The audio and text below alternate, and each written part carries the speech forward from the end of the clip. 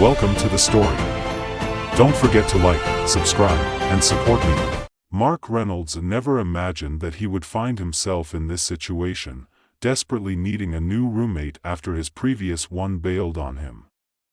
The rent in New York City was no joke, and as a freelance graphic designer, Mark's income was anything but steady. So, there he was, sitting at his small, cluttered kitchen table, typing up an ad for a roommate and hoping that someone decent would respond, but he didn't expect a response so quickly. The very next morning, his phone buzzed with a notification: a potential roommate was interested. Mark hurriedly opened the message, his heart skipping a beat. The message was concise: "Hello, I'm Zorblax. I am in need of a place to stay and would be happy to share your apartment. I can move in immediately." Mark squinted at the name. Zorblax? It sounded like something out of a sci-fi movie. He shrugged it off. Maybe the guy was just eccentric. Mark was in no position to be picky. He quickly replied, setting up a time for Zorblax to come by and check out the apartment. Later that afternoon, the doorbell rang. Mark opened the door, and his mouth nearly hit the floor. Standing in the hallway was Zorblax, 7 feet tall, with shimmering blue skin and glowing eyes that blinked at him with what seemed like curiosity. His limbs were slightly elongated, giving him an otherworldly appearance. Mark stood frozen, trying to process what he was seeing. "Hello, Mark," Zorblax said in perfect English, though his voice had an odd, musical quality to it. "I'm Zorblax. It's a pleasure to meet you." Hi," Mark stammered, his brain still trying to catch up. "Come in, I guess." Zorblax ducked slightly to fit through the door and entered the apartment. Mark's mind raced with questions, but he decided it would be rude to bombard his potential roommate with them right away. Instead, he gave Zorblax a quick tour of the apartment, showing him the living room, kitchen, and the 2 bedrooms. "This is great," Zorblax said, nodding enthusiastically. "Very cozy. I think I'll take the room on the left, if that's okay with you." Sure," Mark replied, still in a daze. "But, just to clarify, you're not from around here, are you?" Zorblax chuckled, a sound that reminded Mark of wind chimes. "No, I'm from Zorgan 5. I'm here on a cultural exchange program. I hope that's not a problem." Mark blinked. "Cultural exchange, right? No, that's not a problem at all. Welcome to Earth, I guess?" Zorblax beamed, his eyes glowing brighter for a moment. "Thank you, Mark. I'm looking forward to learning about human culture. This is going to be fun." And so, just like that, Mark found himself with an alien roommate. He tried to convince himself that it would be fine. After all, how different could living with an alien be from living with another human?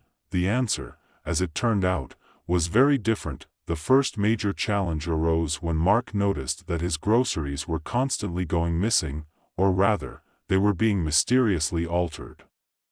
One evening, after a particularly long day of work, Mark came home, ready to make his favorite comfort meal, mac and cheese.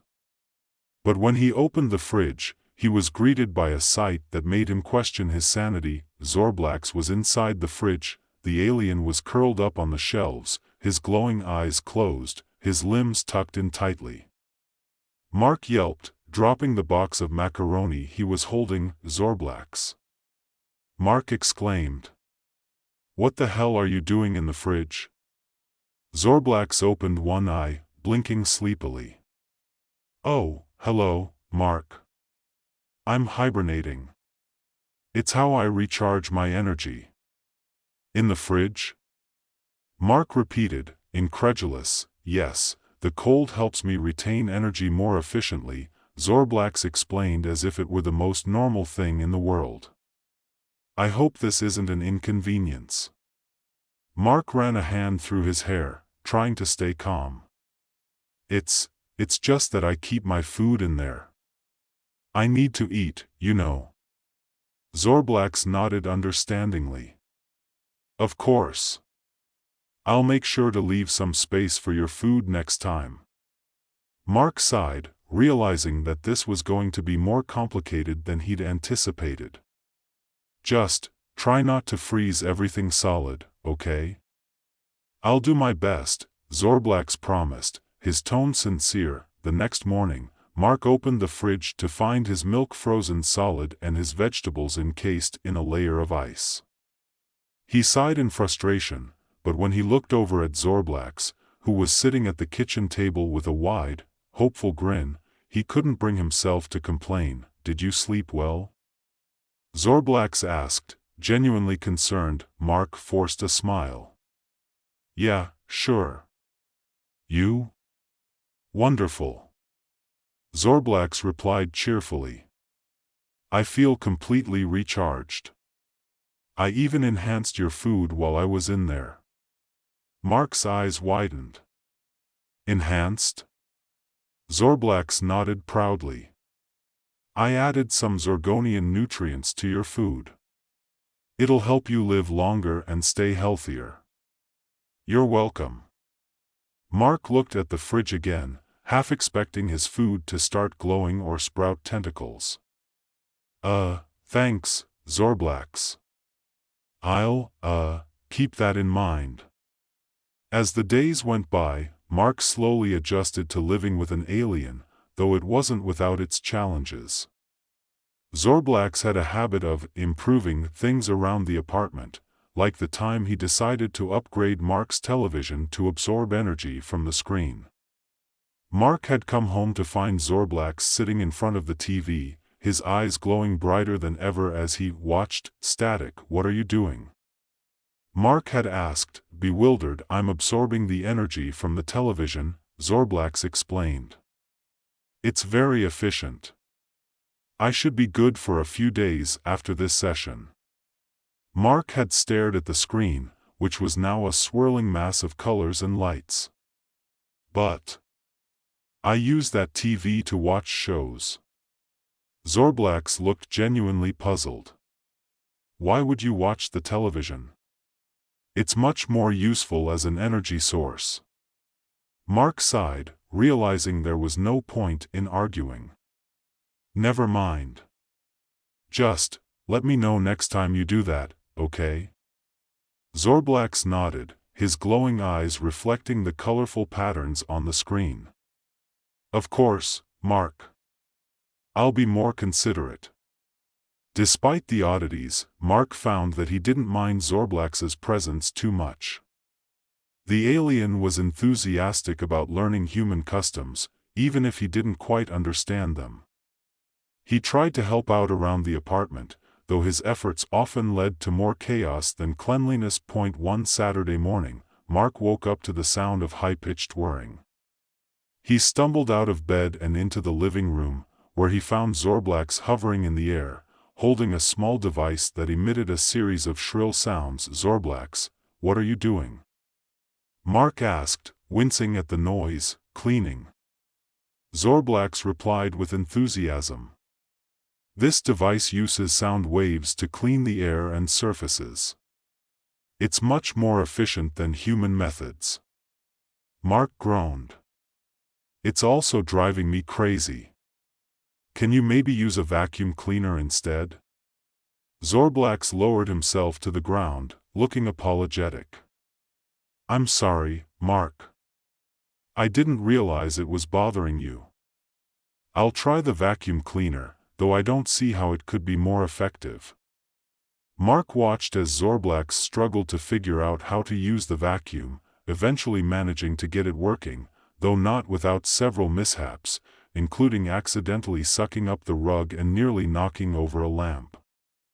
Mark couldn't help but laugh at the sight. Zorblax looked up, tilting his head.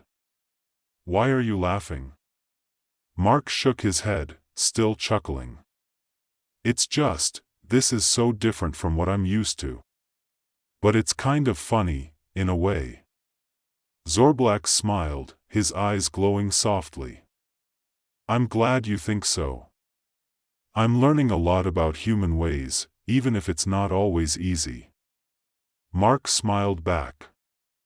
And I'm learning a lot about whatever you are. Let's just take it one day at a time.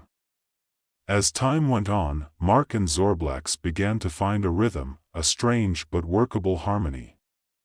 Mark learned to accept some of Zorblax's peculiar habits, like his hibernation sessions in the fridge or his tendency to rearrange the furniture in gravity-defying ways.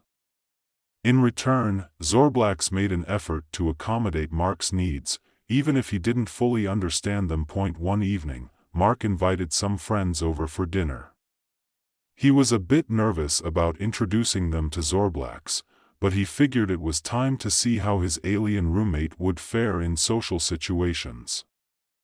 Mark's friends arrived, and everything seemed to be going smoothly, until Zorblax decided to join the party. He floated into the living room, his glowing eyes taking in the scene. Mark's friends stared, unsure of what to make of the tall, blue-skinned alien. "Hey, everyone, this is Zorblax," Mark said, trying to sound casual. "He's my roommate." "Nice to meet you all," Zorblax said, extending a hand. His voice had that musical quality that made everyone tilt their head slightly as they listened. Mark's friends shook Zorblax's hand, some more hesitantly than others. They tried to engage him in conversation, but things quickly became awkward. When asked about his favorite food, Zorblax mentioned that he enjoyed drinking the water from the potted plants because it was more energizing than regular water. One of Mark's friends, Rachel, gave him a look that clearly said, "What have you gotten yourself into?" Mark just smiled weakly in return. As the evening went on, Zorblax's habits continued to bewilder Mark's friends. At one point, he turned off all the lights, explaining that he needed to recharge his glow. The room was plunged into darkness, with only Zorblax's eyes providing any illumination. It was unsettling, to say the least. The final straw came when Zorblax offered to help clean up after dinner. He pulled out his soundwave cleaning device and began whirring around the room, much to the confusion and discomfort of the guests. They left shortly afterward, making polite excuses. Once they were gone, Mark sat down on the couch, feeling exhausted. Zorblax floated over and sat beside him, his eyes dimming as he sensed Mark's mood. "Did I do something wrong?" Zorblax asked, his tone full of concern. Mark sighed. "No, Zorblax, it's not your fault.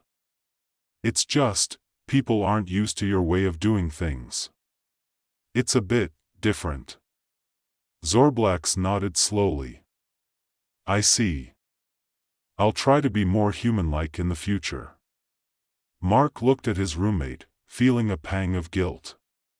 "You don't have to change who you are, Zorblax. I just think it's going to take some time for everyone to get used to you. And for you to get used to us." Zorblax smiled faintly. "Thank you, Mark. I'll do my best." Despite the challenges, Mark couldn't help but grow fond of his alien roommate. Sure, Zorblax was different, very different, but he was also kind, eager to learn, and always trying to make things better, even if his methods were a bit unconventional. However, their differences reached a breaking point one fateful evening. Mark had been working on a big project for a client, something that could potentially lead to more work in the future. He'd spent hours perfecting the design, making sure every detail was just right. When he left for a quick trip to the store, he didn't expect to return to a disaster. "Zorblax, what did you do?" Mark shouted as he walked into the apartment, his heart sinking at the sight. Zorblax was hovering over Mark's computer, his long fingers tapping at the keys.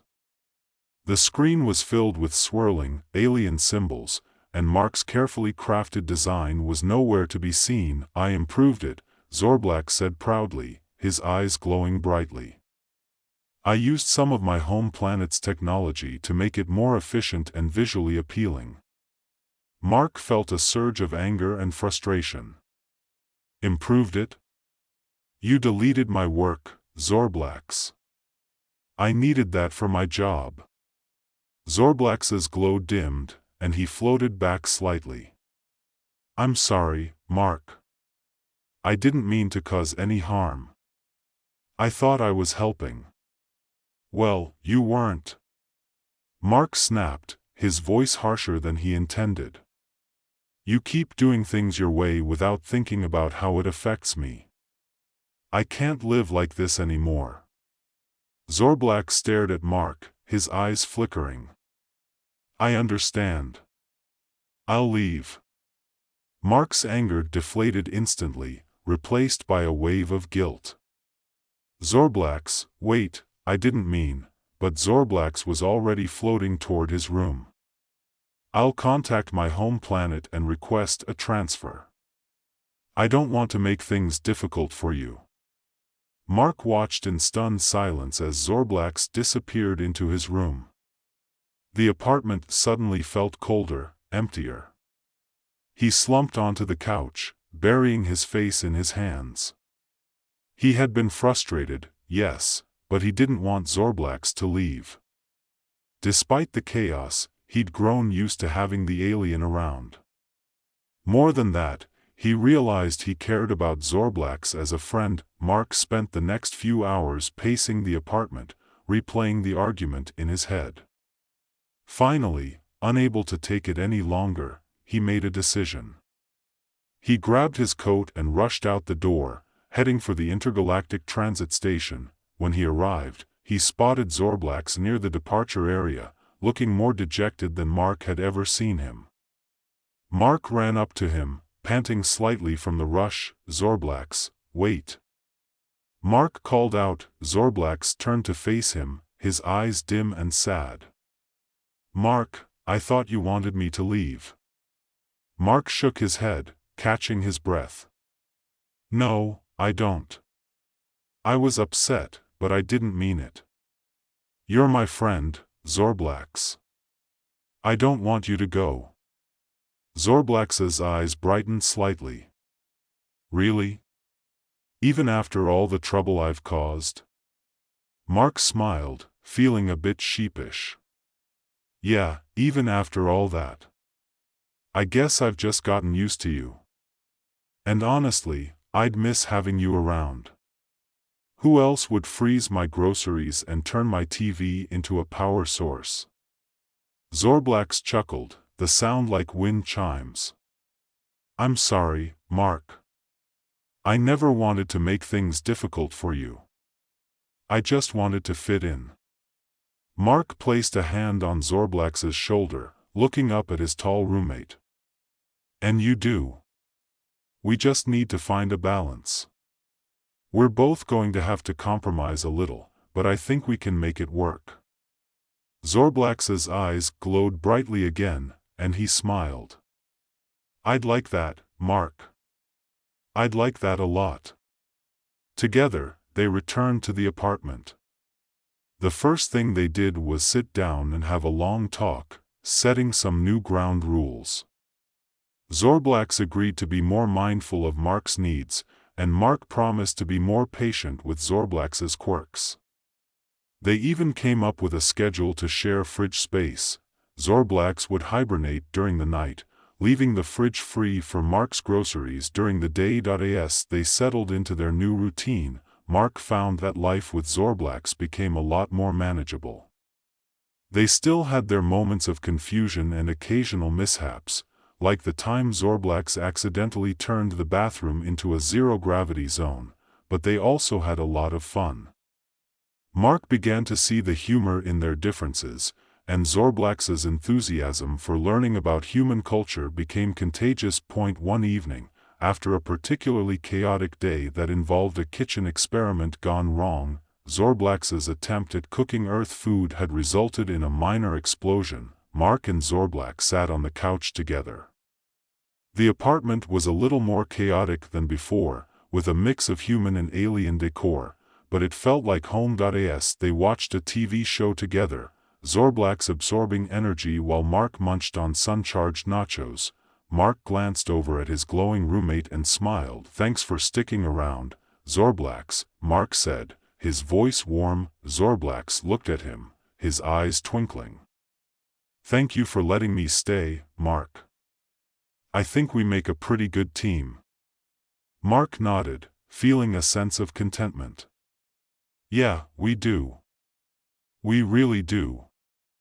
And so, life went on for Mark and Zorblax, two very different beings sharing an apartment, navigating the ups and downs of cohabitation, and learning that sometimes, it's the differences that make life interesting. As the camera panned out, showing the apartment filled with a blend of earthly and alien elements, Mark and Zorblax continued to watch their show, content in the knowledge that they had found a way to make it work together.